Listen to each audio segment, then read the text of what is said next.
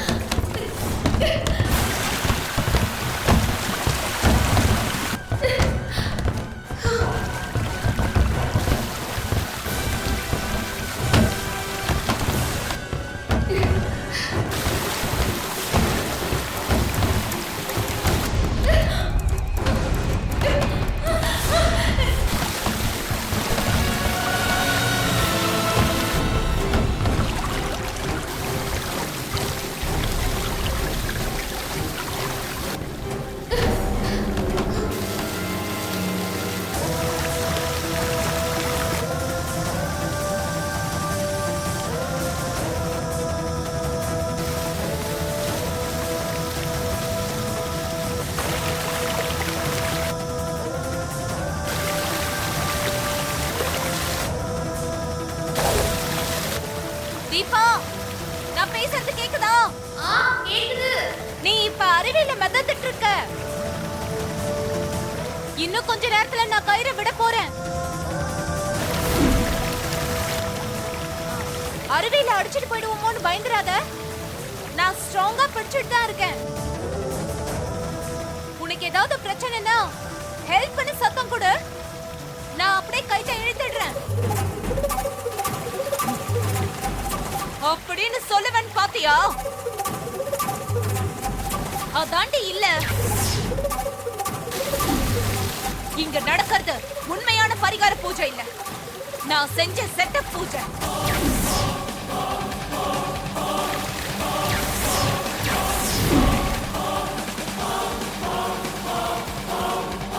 ஏய் நீ என்ன சொல்ற? ஆமாண்டி, இது செட்டப் பூஜை தான்.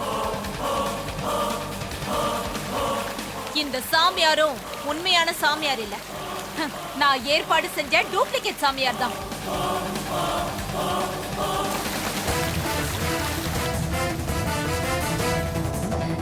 ஏய் எதுக்கு இப்படி செஞ்ச? ஏன்னு கேட்டல, ஏன்னா கார்த்தி எனக்கு வேணும்.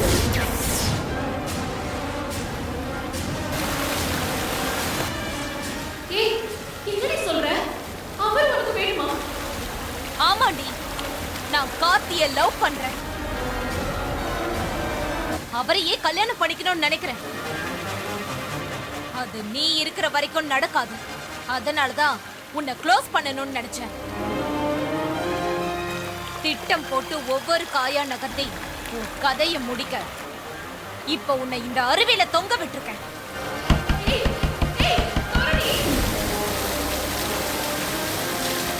இன்னும் கொஞ்ச நேரத்துல இந்த கயிறை விட்டுருவேன். அப்புறம் நீ அப்படியே மிதந்து போய் கடல்ல கலந்து மூழ்கி செத்து போயிருவேன். அப்புறம் நீ கழட்டி வச்ச தாலிய உன் அத்தை கையில கொடுத்த கார்த்திக் கையால ஏன் கழுத்துல கட்டிப்பேன். அப்புறம் நானும் கார்த்தியும் கணவன் மனைவியா இருக்கிற கண் கொள்ளா காட்சிய நீ மேல இருந்து பார்த்து ஆசீர்வாதம் பண்ணு. தீபா, இப்ப கைட்ட விட போறேன். கைட்ட மட்டும் விட்டுறாத. நான் என்னடி உனக்கு துரோகம் செஞ்சேன்? நீ எதுக்குடி என்னை ஏமாத்துன? இவ்வளவு வன்மத்தையும் மனசுல வச்சிருந்தா நீ பெஸ்ட் ஃப்ரெண்ட்னு சொன்னியா? அசிங்கமா இருக்குடி. ஏய், கார்த்தி எனக்காக பிறந்தவன். முதல்ல எனக்கு தான் அவரை பார்த்தாங்க, இடையில வந்தது நீ. அதனால நீதான் இல்லாம போகணும். அப்பதான் கார்த்தி எனக்கு முழுசா கிடைப்பாரு. ஏய், நீ செய்யறது பச்சை துரோகம். உனக்கு அவரை முதல்ல பார்த்திருந்தாலும் கல்யாணம் பண்ணிக்கிட்டு நான் தானே. அவர் எனக்கு மட்டும் தாண்டி சொந்தம். நான் அவரை யாருக்காகவும் விட்டு கொடுக்க மாட்டேன். அவரை உன்னால அடையவே முடியாது. தயவு செஞ்சு கைத்தை விட்டுறாரு. சாரி தீபா, நான் முடிவெடுத்துட்டேன். நீ ஆத்தோட போகணும், நான் கார்த்திக்கு வைஃப் ஆகணும். இது நடந்தே தீரணும். போய் சேரு.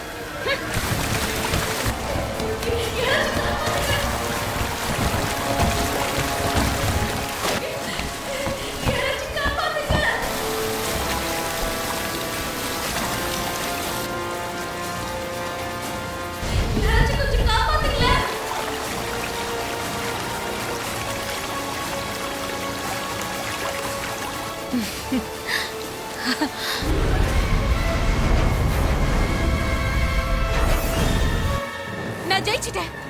என் எதிரி அவுட். நான் ஜெயிச்சிட்டேன். என் எதிரி அவுட். அம்மு,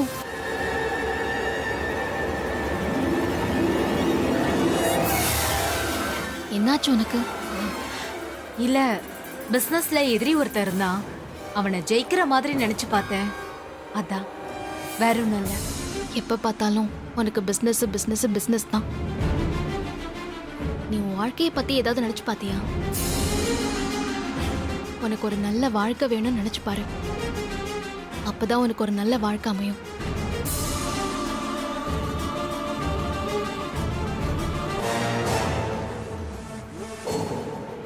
கனவுல நடந்தது நிஜத்துல நடந்தா எவ்வளவு சந்தோஷமா இருக்கும். அதை நடத்தியே காட்டணும். தீபா, உன் கதை முடிஞ்சுது. உன் கவுண்ட் டவுன் ஸ்டார்ட் ஆயிடுச்சு.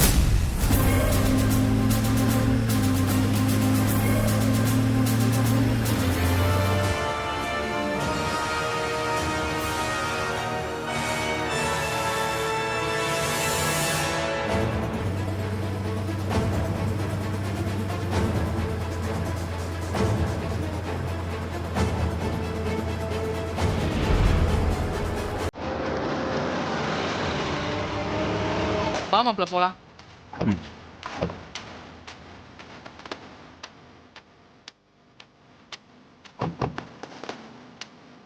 இதான் நீ சொன்ன பூசாரி வீடா? ஆமா மாப்பிள்ள.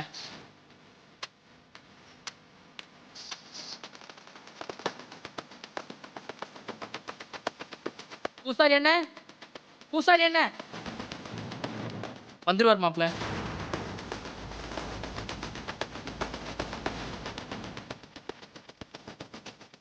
வாங்க தம்பி, நல்லா இருக்கீங்களா? ஆத்து ரொம்ப நாள் ஆச்சு. நான் நல்லா இருக்கேனே, நீங்க எப்படி இருக்கீங்க? சௌக்கியம் தானே? என்னமோ தம்பி, இந்த கிராமத்திலே பொழப்ப ஓட்டிட்டு இருக்கேன். ஆமா, தம்பி யாருன்னு சொல்லவே இல்லையே. என்ன திடீர்னு இந்த பக்கம் வந்திருக்கீங்க? சார் தான் என் பாஸ், பேரு கார்த்தி. வணக்கம் தம்பி. வணக்கம் ஐயா. என்ன தம்பி திடீர்னு இந்த பக்கம் வந்திருக்கீங்க? முனீஸ்வரனுக்கு ஏதாவது பூஜை பண்ணணுமா? அண்ணே, நாங்கள் ஒரு காரியமாக வந்திருக்கோம். அது நல்லபடியாக முடிஞ்சிருச்சுன்னா முனீஸ்வரனுக்கு பூஜை போட்டுடலாம். என்ன காரியம்னு சொல்லுங்க தம்பி. ஐயா, இங்கே பக்கத்தில் சாமியார் யாராவது இருக்காங்களா? சாமியாரா? ஆமாங்க ஐயா. இங்கே யாரோ ஒரு சாமியார் இருக்காரா? அவர் சொல்கிறதெல்லாம் பலிக்குமா? இங்கே பிரச்சனையோடு வர்றவங்களுக்கு அவர் பரிகாரம் சொல்லி அந்த பிரச்சனையெல்லாம் தீர்த்து வைக்கிறாருன்னு சொன்னாங்க. இதனால் அவரை தேடி நிறைய பேர் வராங்கன்னு கேள்விப்பட்டோம். நீங்களும் இங்கே தானே இருக்கீங்க. அவரை பற்றி உங்களுக்கு எதுவும் தெரியுமா? ஓ, நீங்கள் சொல்கிறது வினை தீர்த்த சாமியாரை பற்றி. அவரும் இந்த ஏரியாவில் பிரபலம்தான். என்னது, வினை தீர்த்த சாமியாரா?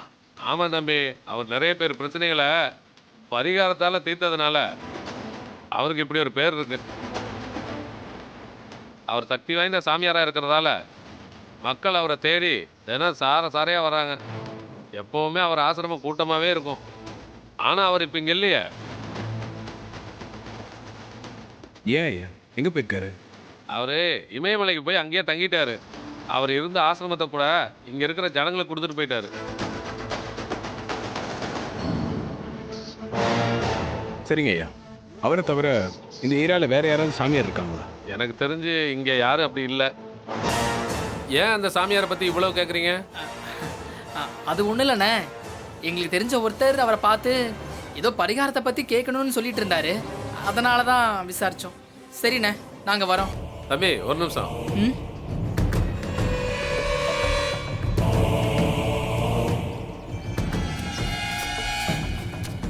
ஆ, இந்தாங்க இந்தாங்க தம்பி, நீங்களும் வச்சுக்கோங்க. எதுக்கும் இந்த விபூதி உங்கள் கையிலேயே இருக்கட்டும். நான் வணங்குற முனீஸ்வரன் உங்களுக்கு துணையா இருப்பார். போயிட்டு வாங்க. ம்.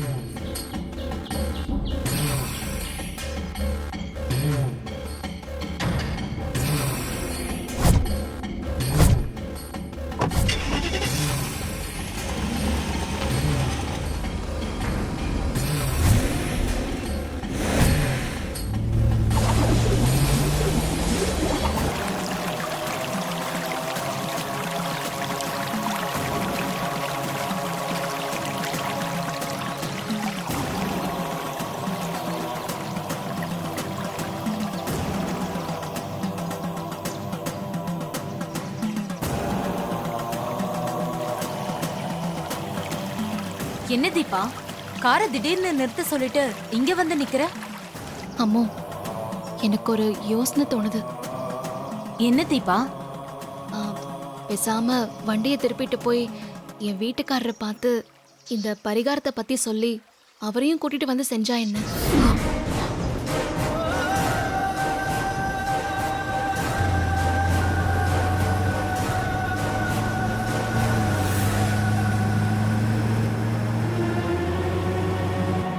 தீபா, நீ கார்ல ஏறினதுல இருந்து நானும் பார்த்துட்டு தான் இருக்கேன். நீ மாத்தி மாத்தி பேசிட்டு இருக்க. உனக்கு என்ன ஆச்சு? ஏன் இப்படி நடந்துக்கிற?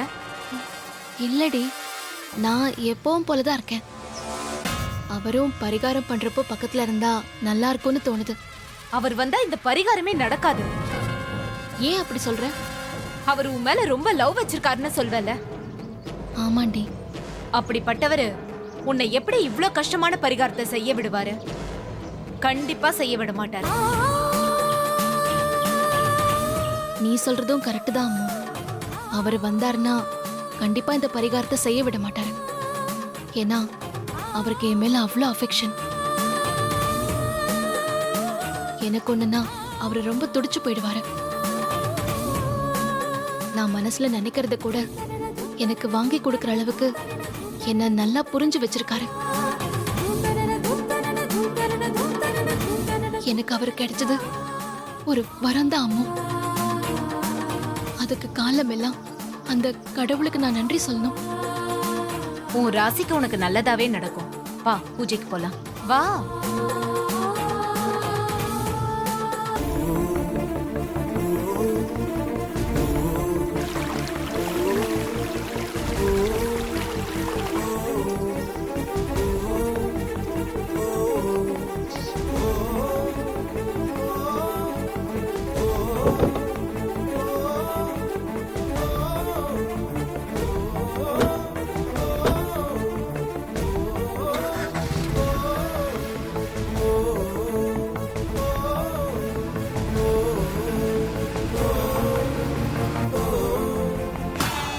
ஏய், நீ இவ்ளோ தூரம் பிரைஸ் பண்ற கார்த்தி இன்னும் கொஞ்ச நாள்ல எனக்கு ஹஸ்பண்ட் ஆக போறாரு.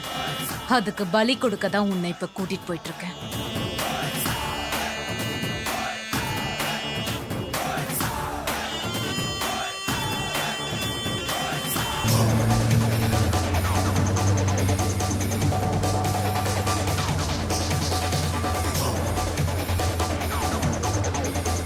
மாப்ள, இந்த கோயில் பூசாரி சொல்றத வச்சு பார்த்தா இங்க போலி சாமியார் யாரோ சுத்திட்டு இருக்கான்னு தோணுது. அவனதான் நிஜமான சாமியார்னு தீபா சிஸ்டர் நம்பி உங்க அம்மா பிரச்சனையை பத்தி சொல்லியிருக்கணும். அவன் தான் ஆத்து தண்ணியில மிதக்கிற பரிகாரத்தை சொல்லி சிஸ்டரை ஆபத்துல சிக்க வச்சிருக்கணும். என்ன மாப்ள, ஏதோ யோசனையிலே இருக்க? தீபா ஒரு இன்னசென்டானவங்கடா. அவங்களுக்கு ஏன் இவ்வளோ பிரச்சனை? அவங்க ஏன் இப்படிலாம் பண்ணுறாங்கன்னு எனக்கு குழப்பமா இருக்கு. என்ன மாப்பிள்ள, நீ ஃபேக்டரியில் வேலை செய்கிறப்ப, நம்ம ஆஃபீஸில் வேலை செய்கிறப்ப நிறைய பேரோட பிரச்சனையை முன்னாடி நின்று தீர்த்து வச்சிருக்க, ஆறுதல் சொல்லியிருக்க, நம்பிக்கை விட்டுற விதமாக பேசியிருக்க. இப்போ நீயே இப்படி குழம்பலாமா? நம்பிக்கையாக இரு மாப்பிள்ள. தீபா சிஸ்டருக்கு எதுவும் ஆகாது. அவங்கள நாம கண்டிப்பாக காப்பாற்றிடலாம். அந்த நம்பிக்கையில் தான்டா நானும் வந்திருக்கேன்.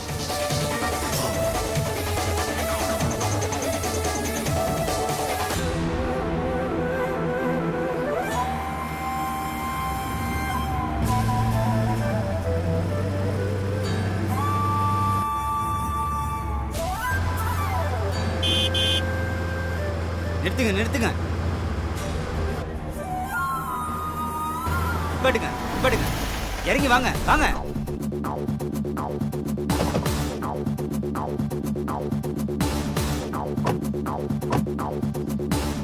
என்ன எதுக்கு வண்டி நிறுத்துறீங்க? இந்த பக்கம் எங்க சார் போறீங்க? ஆ ஒரு வேலையாக போயிட்டு இருக்கோம். சார் இந்த பக்கம் ஊரோ கடையோ எதுவுமே கிடையாது. நேரா போனீங்கன்னா மலை அடிவாரத்துல முட்டி தான் நிக்கும். தயவு செய்து வந்த வழியிலே திரும்பி போயிடுங்க. சரிங்க. இந்த பக்கம் ஆறு எதுனா இருக்கா? வந்த வழியிலேயே திரும்ப போய் வலது பக்கம் கொஞ்சம் தூரம் போனீங்கன்னா ஆறு வரும். சரிங்க. இந்த சைடில் சாமியார் யாராவது பார்த்தீங்க? எனக்கு தெரிஞ்சு சாமியார் யாரும் இல்ல.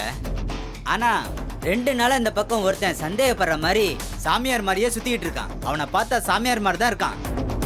தீர விசாரிச்சாதான் அவன் ஒரிஜினல் சாமியாரா இல்லையான்னு தெரிய வரும். சார் பொழுது சாயறதுக்குள்ள வீடு போய் சேருங்க சார். மாப்ள, அவர் சொல்லிட்டு போறத பார்த்தா ஆத்தோரத்துல தான் அந்த டூப்ளிகேட் சாமியார் இருக்கான்னு நினைக்கிறேன். தீபா சிஸ்டரும் அங்கதான் இருக்கணும். அவன் சிஸ்டர் ஏதாச்சும் பண்றதுக்குள்ள நாம உடனே போய் ஆகணும். மாப்ள, வந்து வண்டி ஏடு.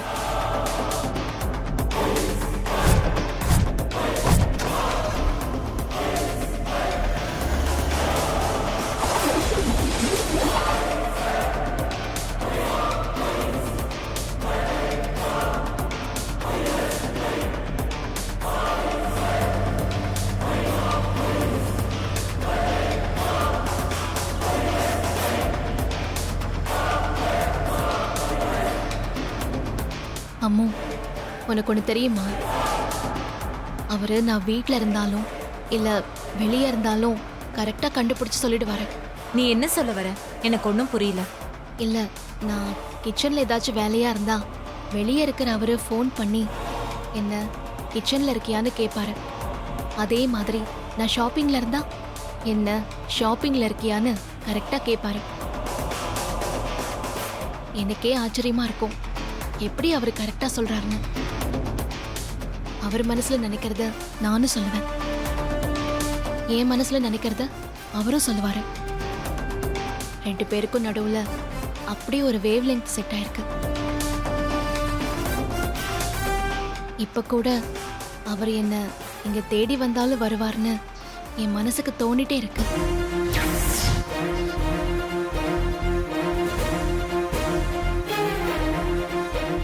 அம்மு, அவர் என்ன தேடி திடீர்னு நீங்க வந்துட்டா நீ என்ன பண்ணுவ?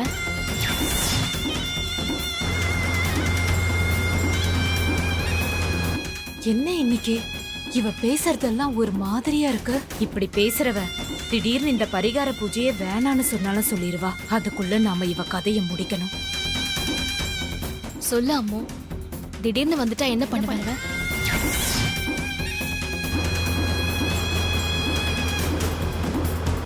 என்ன இன்னைக்கு இவ பேசுறதெல்லாம் ஒரு மாதிரியா இருக்கு. இப்படி பேசுறவ திடீர்னு இந்த பரிகார பூஜையை வேணான்னு சொன்னாலும் சொல்லிடுவா. அதுக்குள்ள நாம இவ கதையை முடிக்கணும். சொல்லு அம்மு, திடீர்னு வந்துட்டா என்ன பண்ணுவ?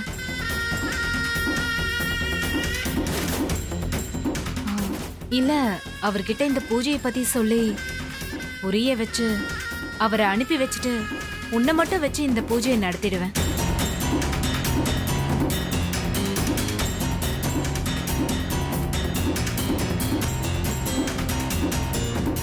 அண்ணா, கொஞ்சம் வண்டியை நிப்பாட்டுங்க.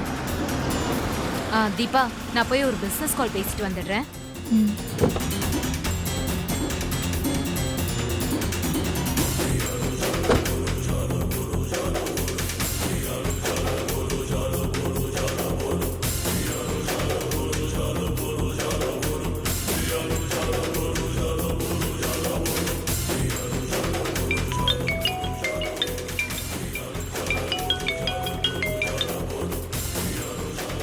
சொல்லுங்க மேடம். என்ன சேகர், பூஜைக்கு எல்லாமே ரெடியா இருக்கா? மேடம், நான் எல்லாத்தையும் ரெடி பண்ணிட்டேன். நீங்க தான் வராம லேட் பண்ணிட்டு இருக்கீங்க. சீக்கிரம் வாங்க மேடம், இல்லைன்னா பொழுது சாஞ்சிரும். இருட்டுச்சுன்னா அப்புறம் பூஜை பண்ண முடியாது. இல்ல சேகர், நாங்க வந்துட்டே இருக்கோம். இன்னும் கொஞ்ச நேரத்துல அங்க வந்துருவோம். வந்த உடனே பூஜையை ஸ்டார்ட் பண்ணிடலாம். சரிங்க மேடம்.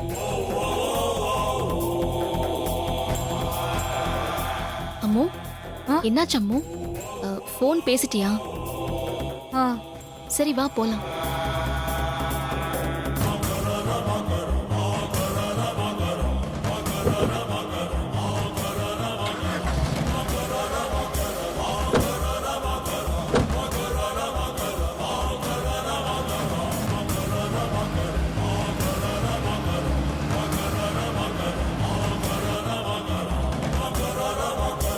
தீபா சொல்ற மாதிரி கார்த்தி இவளை தேடி கண்டுபிடிச்சு வந்துட்டா என்ன பண்றது?